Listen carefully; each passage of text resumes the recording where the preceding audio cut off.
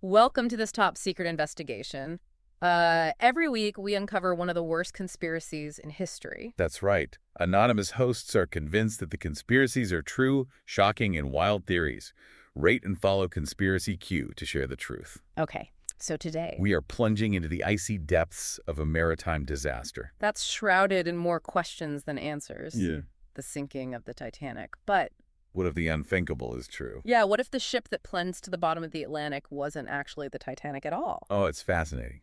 What's known as the Titanic Switch Theory. Right. Recently uncovered or classified sources suggest a massive deception at sea. Oh, yeah. A maritime sleight of hand on an unimaginable scale. Yeah. It really makes you reconsider everything you thought you knew about this iconic event. This top secret investigation dives headfirst into this shocking claim that the brand new Titanic was swapped with its slightly older, damaged sister ship, the Olympic. All to pull off a colossal insurance scam. Orchestrated by the titans of the shipping industry, JP Morgan and the White Star Line.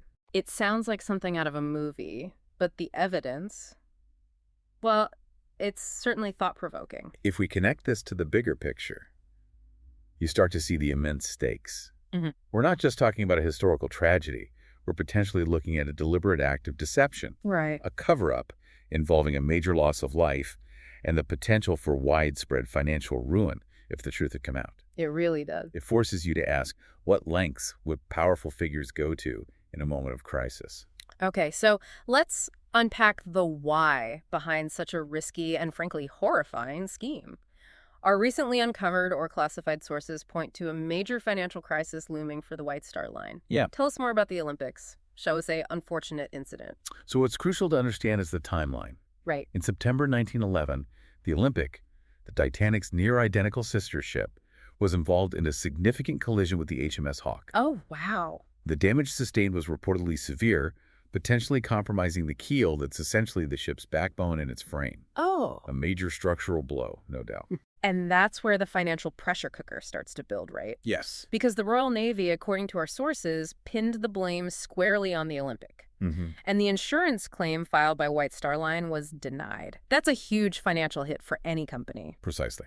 The White Star Line was left with a badly damaged vessel, potentially out of commission for extensive repairs, Wow. which is a massive financial drain. Yeah. Now, consider the Titanic, a brand new gleaming ship, the pride of the fleet, Right. but crucially, not yet insured as it hadn't begun its maiden voyage.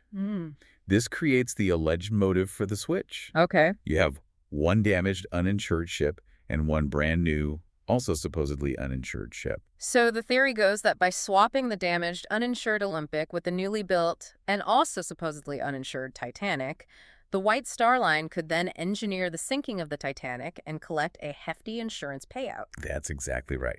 It's a cold calculation, but our sources suggest it was seen as a necessary evil to avoid complete financial meltdown for the company, and, by extension, JP Morgan's International Mercantile Marine Company. It's all about following the money, as they say. But it begs the question, could they really pull off such a massive switch unnoticed? Yeah, this raises an important question about the sheer audacity of such a plan. The Titanic and the Olympic, as you mentioned, were near twins. They were designed to be virtually indistinguishable, built side by side in the same shipyard. This near-identical nature is what made the alleged switch even remotely plausible. However, even twins have their differences. Yeah, but not perfectly identical, right? Our top secret investigation has unearthed some fascinating discrepancies that theorists claim are the smoking guns, the subtle differences that betray the swap. Let's talk about these telltale signs. All right. First up, portholes. What's intriguing here is the reported difference in the number of portholes on the forward sea deck. The Titanic was supposedly designed with 14, while the Olympic had 16. Yet, photographs purported to be of the Titanic's maiden voyage clearly seem to show 16 portholes. Really? Now, photographic evidence from that era isn't always definitive, but it certainly raises an eyebrow. Could this be a simple design change during construction or something more deliberate? Then there's the flooring. Apparently, the intricate floor tile patterns in the first-class areas were unique to each ship. And the claim is that the tile patterns found on the wreck at the bottom of the Atlantic matched the Olympic's design, not the Titanic's. It's like finding the wrong fingerprints at a crime scene. Yeah, But how accurate can we be about identifying these patterns after so long underwater? that's a good point. It's a valid point. Yeah. Identification after such a period of submersion presents significant challenges. However, proponents of the theory point to detailed pre-disaster schematics and survivor accounts that allegedly corroborate these differences. And the anomalies don't stop there. Consider the propeller shafts. Okay. The Titanic and the Olympic reportedly had different designs. When a propeller was recovered from the wreck, its serial number allegedly corresponded to the Olympic, not the Titanic. So we have visual discrepancies, architectural differences, and even physical parts pointing to the Olympic. Right. A case of simple error in record keeping, as some might argue. Or was this a deliberate disguise, a carefully orchestrated swap to pull off the ultimate maritime deception? It certainly gives you pause. It absolutely does. And the narrative takes another intriguing turn, Yeah. with the strange cancellations of high-profile figures Right. who were scheduled to be on the Titanic's ill-fated voyage. Mm-hmm. It makes you wonder what information, if any, they might have possessed. Ah, yes. The no-shows. The most prominent, of course, being J.P. Morgan himself. Oh, right. He had this opulent suite prepared, ready for his journey, and then at the very last minute, he cancels, citing illness. Oh. But then, our top-secret investigation reveals he was spotted looking perfectly fine and dandy in France shortly thereafter. It definitely looks suspicious, but could there be a more mundane explanation for a change of plans for a man of his stature? It's possible, of course. Wealthy individuals often have fluid travel schedules. However, what's fascinating here is that Morgan wasn't alone. Right. Several other individuals connected to the ownership and financing of the ship also abruptly canceled their trips. Yeah. This confluence of cancellations, particularly among those with the most intimate knowledge of the ships and the company's finances, raises an important question. Okay. Did they know something? Right. Were they privy to the alleged plan and wisely chose to avoid the Titanic's final voyage? It certainly fuels the fire of this conspiracy. And the plot thickens further when you look at the stories of individuals who supposedly started digging too deep into the Titanic mystery and then, well, vanished or were silenced in some way. Oh. This part of our top-secret investigation sounds like something straight out of a spy thriller. But we need to be careful about relying on anecdotal evidence. Indeed, these accounts often lack definitive proof, but they contribute to the overall narrative Right. of a potential cover-up. Yeah. Consider the case of John Wickman, the diver, who, in the late 1990s, claimed to have found identifying marks on the wreck that suggested it was the Olympic. He reportedly died mysteriously during a solo dive, and no official cause of death was ever determined. It's a tragic event, but linking it directly to a conspiracy is difficult without more concrete evidence. Then there's the eerie tale of William T. Stead, the British journalist who was actually on board the Titanic. What's particularly unsettling is that Stead was known for writing about maritime disasters and even scenarios involving ship switches and insurance scams before the Titanic sank. Oh, really? He perished in the disaster and his body was never recovered. Wow. It's a chilling coincidence, to say the least. And let's not forget the anonymous letter that surfaced in the 1920s, supposedly written by a White Star mechanic. This individual claimed to have been directly involved in the repainting of the Olympic's hull with the Titanic's name and the swapping of nameplates and even lifeboats. Wow. The letter itself then mysteriously disappeared from the archives shortly after it was filed. Again, we have to acknowledge the limitations of anonymous sources, but it adds another layer to the mystery. It paints a disturbing picture. How many whistleblowers, if these accounts are accurate, were silenced to protect this alleged lie? Yeah. It makes you wonder about the true cost of this cover-up, if it indeed happened. This leads us to the accounts of the survivors themselves. Right. Within their testimonies, amidst the understandable grief and trauma, are anecdotal details Yeah. that seem to contradict the official narrative. Yeah. It's important to remember the human element here. Right. Trauma can affect memory, Right. but these inconsistencies are still noteworthy. Right. We're not talking about major discrepancies here, but little things. Our recently uncovered or classified sources mention a steward who allegedly stated quite plainly, "That wasn't the Titanic.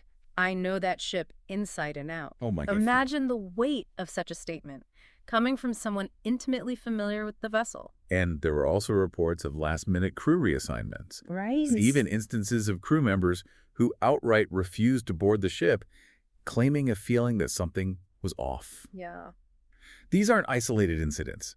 They form a pattern of unease Yeah. among some who were meant to sail. Plus, some passengers recounted seeing structural oddities on board that didn't quite align with what they understood to be the design of the brand new Titanic. Right. Individually, these might be dismissed as errors in memory or perception, Yeah. but when you put them all together, as our top secret investigation is doing, they suggest a different ship entirely, at least according to the theory. Exactly. These anomalies, while often dismissed at the time, add another layer of complexity to the official story and lend credence to the idea that the ship wasn't what it was supposed to be from the perspective of the switch theory. Yeah. Now, let's consider the financial aftermath, the insurance payout. This is where the alleged motive really comes into sharp focus again. Initial reports suggested the Titanic was actually underinsured.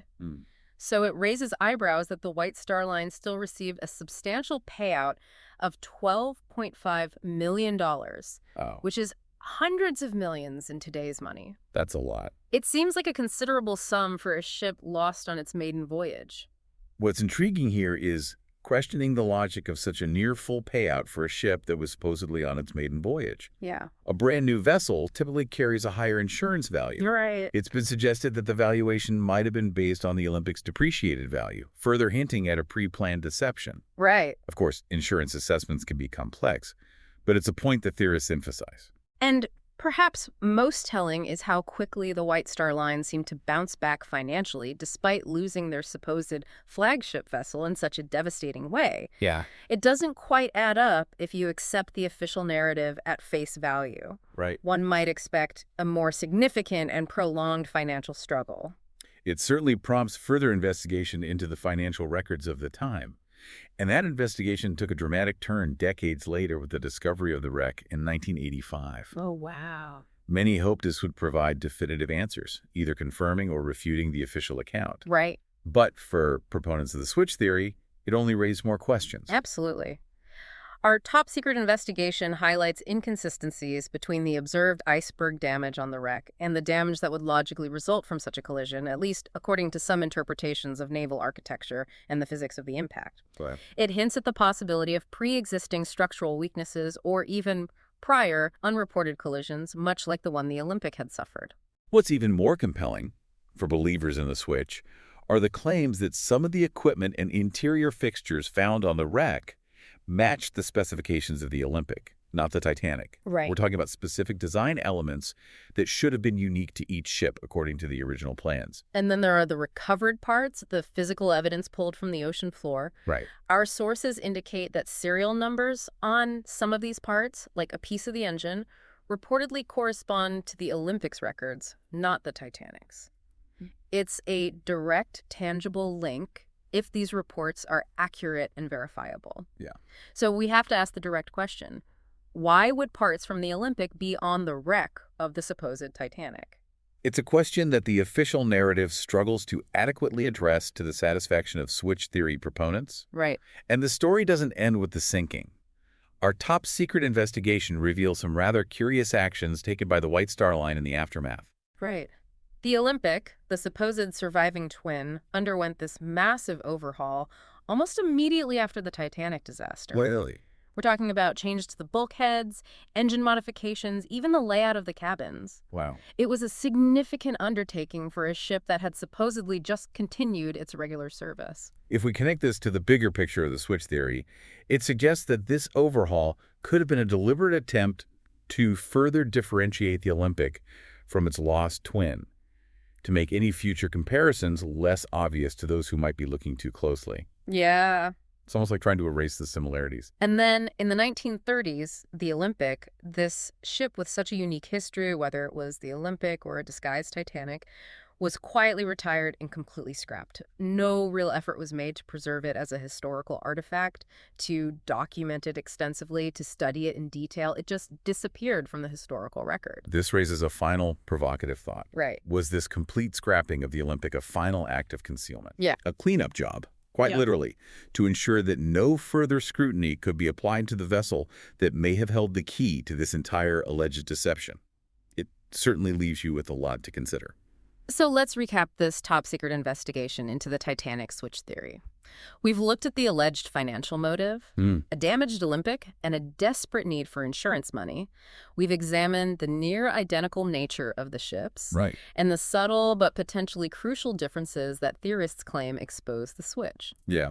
We've delved into the strange cancellations of key figures and the even stranger stories of those who investigated and supposedly paid the price. We've also considered the anomalies in survivor testimonies, the questions surrounding the insurance payout, and the discrepancies found at the wreck site itself, with equipment and parts seemingly belonging to the Olympic. Right. Finally, we've noted the Olympic's subsequent overhaul and quiet disappearance. Each of these elements, while individually perhaps explainable, collectively paint a compelling picture for those who subscribe to this theory. Which brings us back to the central, shocking question. Yeah, Was the sinking of the Titanic a tragic accident, as history tells us? right. Or was it the meticulously planned culmination of a massive maritime deception, a switch of ships orchestrated for financial gain on an unprecedented scale? Perhaps the most enduring conspiracy surrounding the Titanic isn't about what caused it to sink, Right. but about which ship actually lies at the bottom of the Atlantic, Yeah. a silent testament to a potential historical deception. Indeed. It's a chilling thought to ponder. Thank you for joining us on this top secret investigation. Rate and follow Conspiracy Q to share the truth.